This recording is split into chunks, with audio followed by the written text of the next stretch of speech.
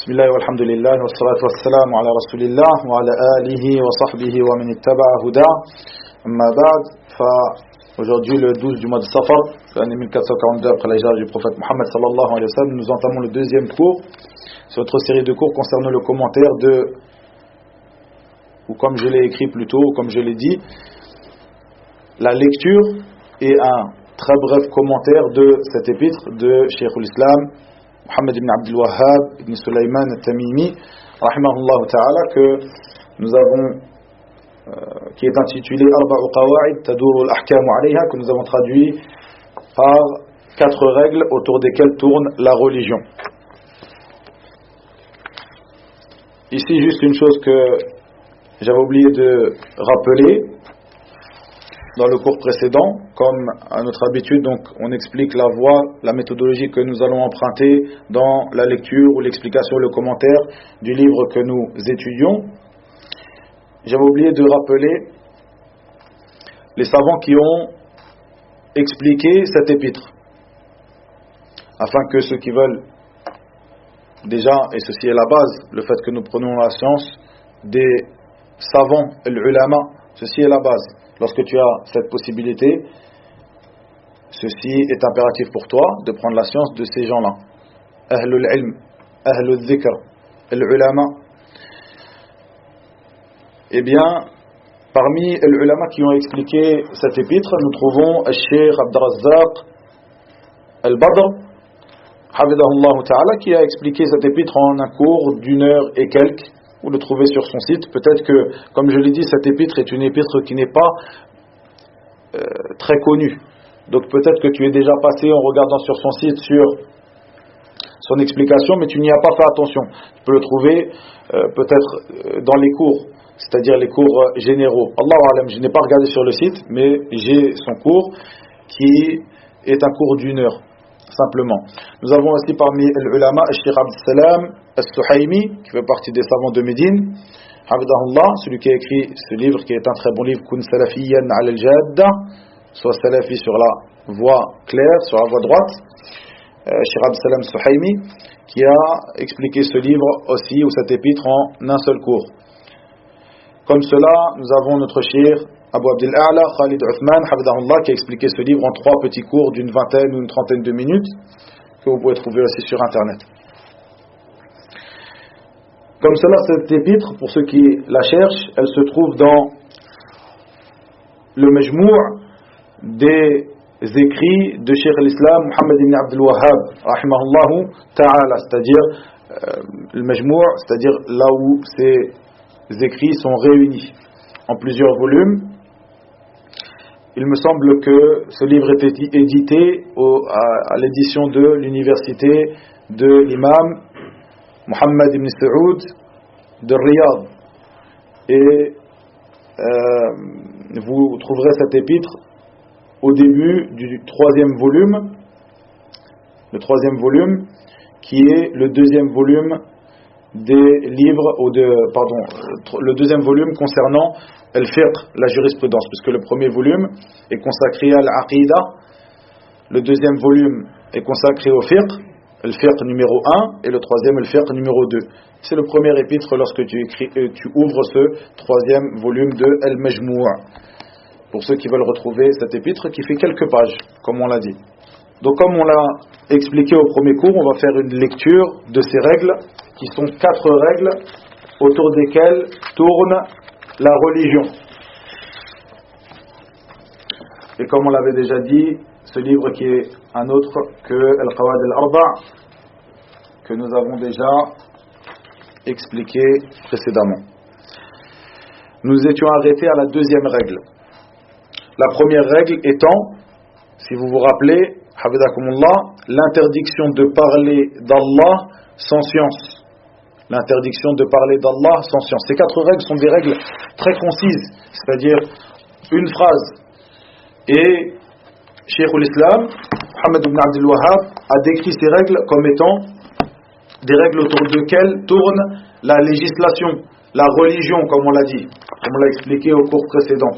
Donc, il est bon pour vous qui suivez les cours de les apprendre, ces règles. C'est-à-dire ça ne va pas te prendre beaucoup de temps et ce sont des règles qui sont des règles fondamentales dans notre religion.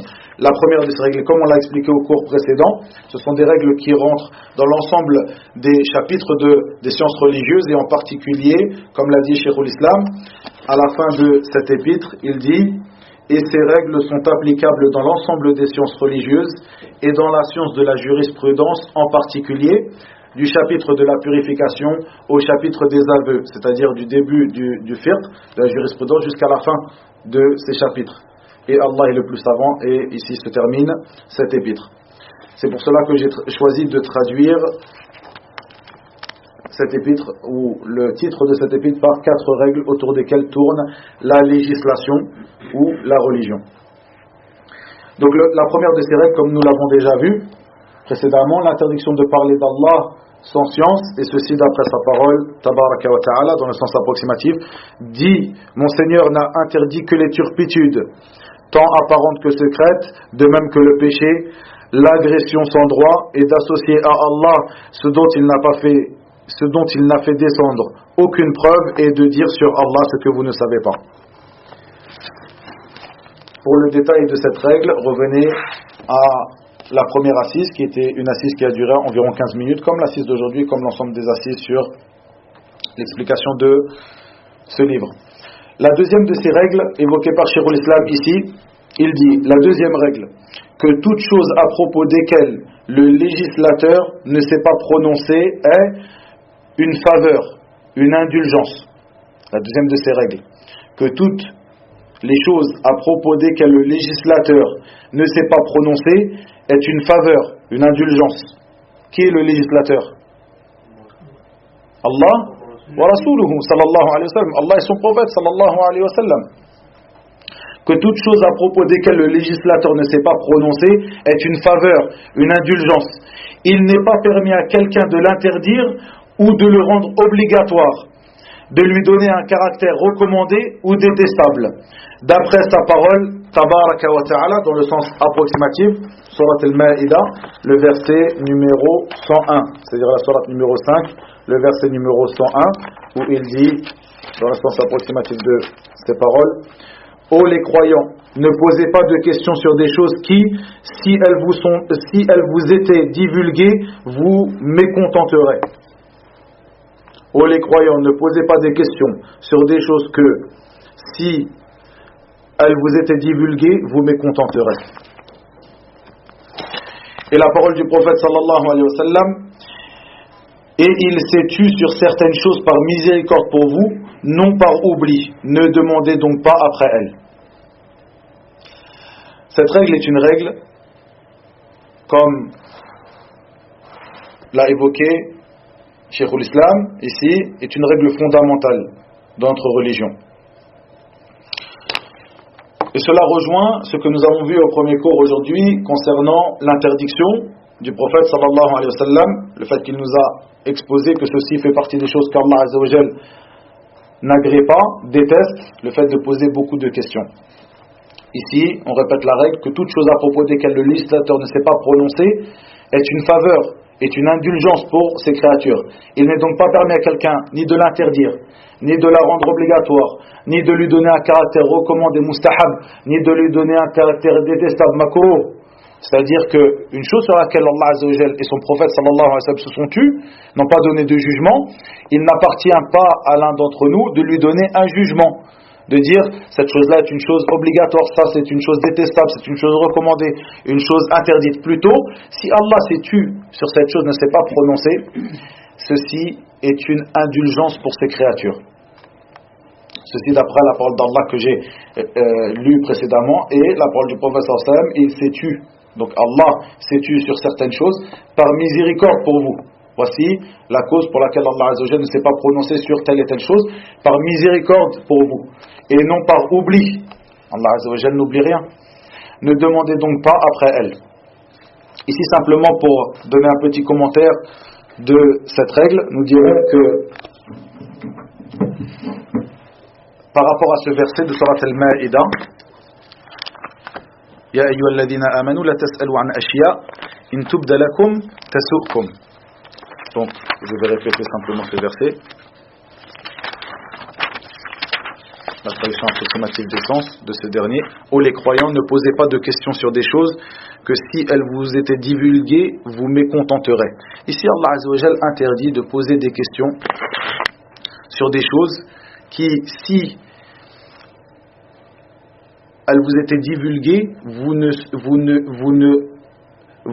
serez mécontent de savoir la sentence de cette dernière. C'est-à-dire, comme le disent les savants de l'exégèse, ne demandez pas sur des détails de certaines choses après que ces choses ont été révélées. Et ne demandez pas sur une chose avant que cette chose arrive. Ici, dans ce verset, on comprend qu'Allah Azza wa Jalla nous interdit de demander sur les détails d'une chose après que cette chose ait été révélée. Allah Azza wa Jalla n'oublie rien, cette chose a été révélée. Pourquoi demandes-tu des détails à propos de cette chose? Est-ce que ce qui est venu dans le livre d'Allah ne te suffit pas? Comme cela, ne demandez pas sur une chose avant que cette chose n'existe. Et la cause de la révélation de ces versets, comme le rapporte l'imam al-Bukhari dans son Sahih, dans le livre du Tafsir, de l'exégèse, donc concernant l'exégèse de ce verset, le verset numéro 101 de Surat al-Ma'ida, il rapporte ce hadith où il est dit que ce verset a été révélé sur un peuple qui demandait au messager d'Allah sallallahu alayhi wa sallam à propos de certaines choses par moquerie. Il demandait au prophète sallallahu alayhi wa sallam sur certaines choses par moquerie. L'un d'entre eux disait: qui est mon père? Il venait voir le prophète sallallahu alayhi wa sallam et lui disait: man abi, qui est mon père? Ceci par moquerie, il se moquait du prophète sallallahu alayhi wa sallam. Et certains venaient le voir lorsque son chameau s'était égaré, il disait: où est mon chameau? Par moquerie encore une fois. Et à ce moment-là, Allah Azza wa Jal fit descendre ce verset. Comme cela, l'imam al-Bukhari rapporte ce verset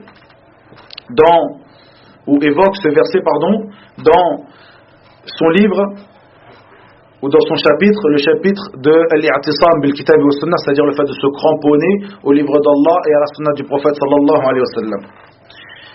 Et il rapporte ou il évoque ce verset dans le sous-chapitre, la porte de ce qui est détestable concernant le grand nombre de questions et le fait de s'impliquer dans une chose qui ne nous concerne pas. Ceci est le titre qu'a donné l'imam al-Bukhari à ce sous-chapitre, dans lequel il évoque ce verset, puis dans lequel il évoque le hadith que nous avons vu précédemment, évoqué par Sheikh Rabia dans son livre Hafidahullah. Excusez-moi, il n'évoque pas ce hadith là à ce moment-là, il évoque après avoir évoqué ce verset, l'imam al-Bukhari rapporte le hadith où le prophète sallallahu alayhi wa sallam dit: celui qui aura commis le plus grand crime parmi les musulmans sera celui qui demandera à propos d'une chose qui n'était pas illicite, mais qui deviendra illicite par la cause de sa question à propos de cette chose-là. Ici, l'imam al-Bukhari rapporte ce hadith pour illustrer donc ce chapitre, le chapitre ou le sous-chapitre de ce qui est détestable concernant le grand nombre de questions et le fait de s'impliquer dans une chose qui ne nous concerne pas. Comme cela, nous rappellerons, pour détailler cela, le hadith qui est rapporté, que Sheikh Rabi' Hafidahullah a évoqué dans le cours précédent. Le hadith rapporté par Abu Huraira, où le prophète sallallahu alayhi wa sallam a dit: certes, Allah agrée pour vous trois choses et déteste pour vous trois choses, et dans ces trois choses qu'il déteste, subhanahu wa ta'ala, le prophète sallallahu alayhi wa sallam a rapporté: il déteste pour vous les on-dit et le fait de poser beaucoup de questions, de poser trop de questions. Comme cela, nous voyons qu'il était détestable chez nos pieux prédécesseurs le fait de poser trop de questions qui n'avaient pas de but, si ce n'est le but d'exagérer dans le fait de poser ces questions. Comme le fait de dire, et c'est comme cela que nos pieux prédécesseurs salaf, ils avaient d'appeler ces gens-là, ils les appelaient al-ara'aytiyoun. Ils disaient: celui-là c'est un ara'ayti. Ceux-là ce sont des ara'aytiyoun, ceux qui disent: ara'ayta kada wa kada. Ara'ayta kada wa kada. As-tu vu si telle chose arrivait? As-tu vu si telle chose arrivait? Ils viennent, ils demandent de cette manière-là. Ceci est donc une chose qui n'est pas bonne, de venir et de poser des questions, d'imaginer une situation dans ta tête ici pour que les choses soient bien claires, puisque c'est une chose malheureusement dans laquelle certains d'entre nous tombent. Le fait de réfléchir à propos d'une chose, d'imaginer une situation dans ta tête, une situation qui n'est pas arrivée, qui n'arrivera peut-être jamais. Tu l'imagines dans ta tête et tu viens poser la question sur celle-ci. Tu viens voir une personne qui a peut-être un petit peu de science, tu viens voir un savant, tu vas voir quelqu'un, tu lui dis, qu'en est-il si il se passe telle et telle chose, quel est le jugement?